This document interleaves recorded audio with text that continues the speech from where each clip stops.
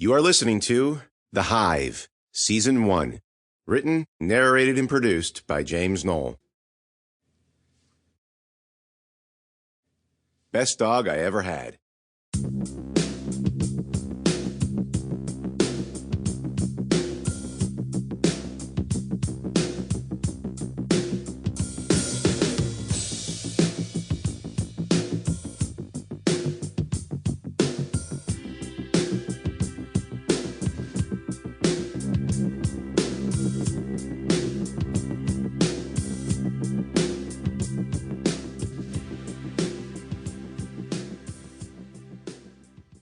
When most people think of an alien invasion, they think of the dumb movies Hollywood pumps out every summer. Robots and spacesuits, lasers and spaceships. But what they don't think of is the thing that dropped onto our neighbor Mr. Gomez's farm and smashed his barn to smithereens, along with his horses, his pigs, his goats, and probably about a zillion rats. We didn't see it, Daddy and me, but we felt it.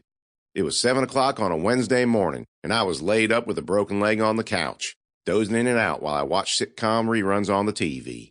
Hogan's Heroes, Gilligan's Island, Love Boat. The broken leg came courtesy of Ruth Grace Hogg, starting fullback for the Caroline Cavaliers varsity girls field hockey team. I played forward for the Spotsylvania Knights, and for good reason, too. I lived in Spotsy for one, and I was fleet and fast and good with my stick. Unfortunately, I didn't weigh much more than 100 pounds. Ruth Grace Hogg tipped the scales at about $1.90.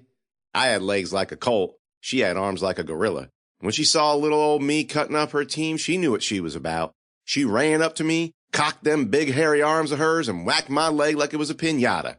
2 hours later, I was laid up at home on the couch, 2 pins in my femur, and 40 mgs of Vicodin in my head. Ain't you gonna do something about it, Daddy?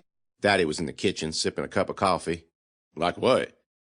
I don't know. Complain to the school board? Call the president? I'll get on my personal line to him directly. It's rude to tease an invalid. Can't you talk to her parents? Daddy looked like someone had just asked him to solve a calculus problem with a fish. Well, why'd I want to do something like that? Because I'm your daughter, and she broke my leg? On purpose?